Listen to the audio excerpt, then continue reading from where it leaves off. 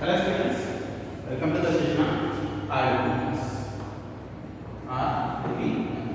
In our today's lecture, we are going to discuss one more important topic of your RDBMS from your second year, that is file organization.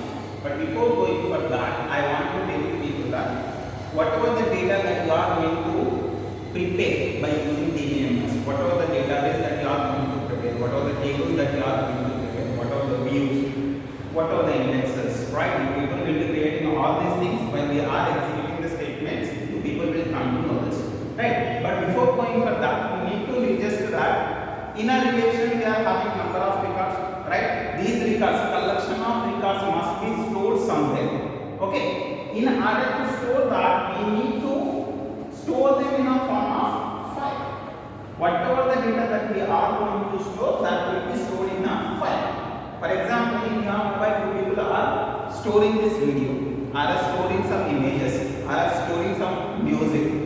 They will be not stored individually. They will be stored in the form of file. Okay, file is nothing but what? It is the collection of records, sequence of data which is kept into a single place called file. Now here the question comes is, how do we manage these files? We will be storing all these files by using the storage devices. In generally, in our computers, we people will have hard disk. In a hard disk, you people can use pen drives, you people can use SSD cards, you people can use SD cards, you people can use CD, you people can use DVD, you people can use any drivers, any kind of hard disk, any kind of storage device in order to store the data. But when we are dealing this concept called database management system, we will be having huge amount of data that has to be stored. So we will be using hard disk. In a computer, people will be having 500 GB, 1 terabyte. If it is of MNC companies, people will be using petabyte, zettabyte, right? People will be having different kind of storage capacities. So while we are using them, what we will do is, try to understand the working style of your hard disk. Consider hard disk will look like a rectangular box. In your computer, you might have seen, in FIT, people might have studied about hard disk. But generally, in the inner side of the hard disk, we people will be having a collection of disks, right? Collection of disks which is surrounded around a spindle, right? All these are your disks, right? These disks will be having some magnetic coating onto this, in which the people are going to store your data. Magnetic coating will be given on both sides. We will be not using only single server, as you people can store the data onto CD, right? In this, we are coding on both sides. We are storing the data at both sides. But you people will be having some read and write headers. Read and write headers, right? Read header will read the data from the disk, and write header will write the data from the disk. In order to recognize where to be the data has to be stored, then we will go for a read and write operations. When you want to write the operation, it will look for the track, it will look for the sector into which it can store the data. For example, if it is a disk, we will be dividing the tracks and sectors into this. We will be having tracks like this. Okay? We will be having sectors like this. This will be a sector, this will be a sector, this will be a sector, this will be called as the tracks. Okay? In this, we will be storing the data. And when we want to read the data, your read header will rotate your disk and it will go to the location and it will be reading the data. You people might have seen a older music player where they will be putting a pin and it will be rotating the disk and it will be playing. In the same way, the same logic, we will be using the hard disk. But it is not a music player. Working style is there. Okay, we will be having read and write headers, which is very nearest to your disk. When read and write head crash occurs, we may lose the data. That is the reason we will be maintaining some redundant data. So if there is any crash of system, if there is any crash of hard disk, we people will be retrieving the data. This is basic information. It is not an actual topic, I think. Right?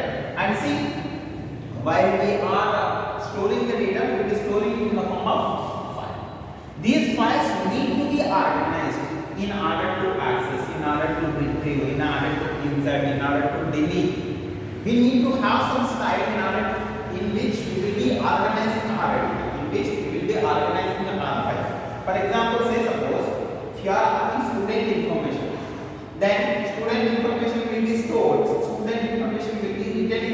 register by which? By the hall ticket, so that we can easily recognize the student by their hall ticket numbers. For example, if you are storing some images into your folders, then you people will be storing according to the names. For example, family, friends. By the name, you people can go to that particular folder. You people can retrieve the data easily. In such manner, we need to organize our files. So, in order to organize our file, we will be taking a different kind of styles to organize. Okay, that is what the file organization types I can say. Okay, and see now, file organization type is of three types I can say. One is sequential organization. What it is? Sequential organization. Or as I can say linear organization. File organization is a concept in which we are studying about how do we organize the files. In that first type of file organization we are discussing is sequential file organization.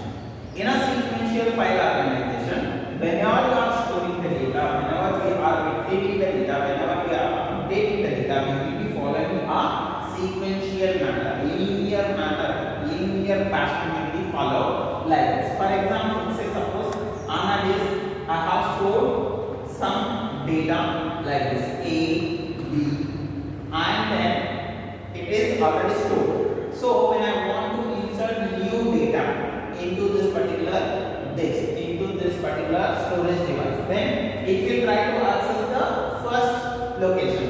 So it is filled, and the next location it is also filled, and then it will go for the third location. As it is free, it will be storing the new data over here. A, B, C are the not data mark. Just I am taking the example. Consider that we are having this, and then it will be going for the D, and then it will be going for the E. In a sequential manner, it will be searching for the free location in order to insert the data. While you are searching for the data also, it will be going in a sequential manner only, like this. Say suppose if you are searching for D, then directly it won't take you to the D location. It will be searching for the first one, it will find A, so it is not the data. Search for some D, but it is B, it is not the data, and then C, and then like this we will be accessing the data. Okay, this kind of sequential file organization you people might have seen in the case of magnetic tapes. Tape drivers will be there. No, you people might have seen a tape recorder. Okay, tape recorder and music player will be there. No, into which we will be having some tape recorder. We will place that and we will be listening to the music. In our older days, for a movie we will be releasing a music, right? In that we will be having 6 songs. So we will be putting that tape driver into music player, and if I want to listen to the 6th song, then I need to forward. I need to forward the first song, I need to forward the second song, I need to forward the third song, 4th song, 5th song, and then I will reach the 6th. Without forwarding it, you can't directly listen to the 6th song. That is what the best example for your sequential file organization. And the second one is indexed file organization. Indexed file organization. See, my indexed file organization is used to handle a huge amount of data. If it is a smaller one, you can go for the sequential organization. If it is 6, if it is 7, you people can easily handle. But if you are having thousands of details, then you will go for indexed file organization. For example, in your material, in your books, in your notes, you people will be having the index page. Why you people are using that index page? In order to know the topic where we have written that. Or as page number, we will be giving the page number. Onto this particular page number, we will be having this one. We will directly go for that particular page. We won't refer every page for that. Okay, that is what the index file organization. Every data, every file that we are going to store on the disk will be having this index. Every record will also be having the index. What are the primary keys that we are preparing in a relation? Those primary keys will be used as an index. For example, 1001. In that I will be taking 1 as my index, 2 as my index. So directly I can go for that particular record and I can retrieve the data from it. Okay, I hope it is clear. Why? Because it is the smallest your books. Okay, where people will be having the index. According to the index, you people will be jumping to the exact page. In the same way, we will be having the index file organization. Okay, and the next you see, we people will have one more type of file organization, that is hashed file organization or direct file organization. Hashed file or direct access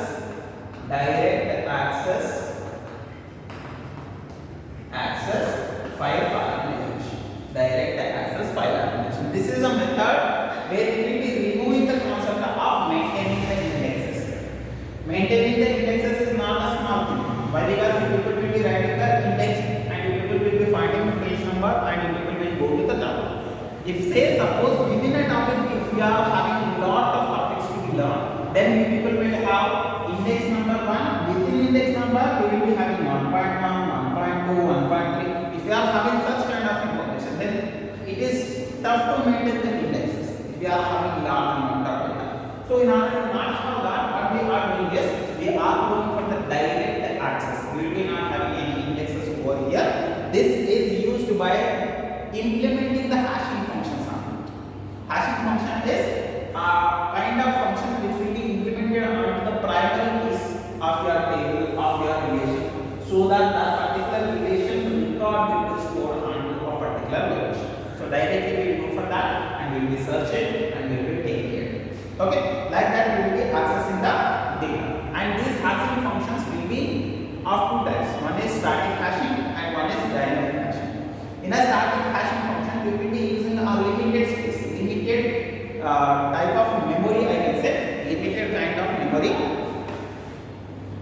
In this, data is stored in the form of pages. Okay, this data is stored in the form of pages and which are together referred as a collection of buckets. Okay, pages concepts we will be seeing it in further lectures, but in a static one, what we will do is whatever the first that we are having, we will be putting that into pages form. Okay, these pages in turn it will be kept into a bucket. Okay, similar kind of data if we are having, then that will be kept under the bucket. For example, if say suppose Aadhaar card taken the example, if say suppose music is my file,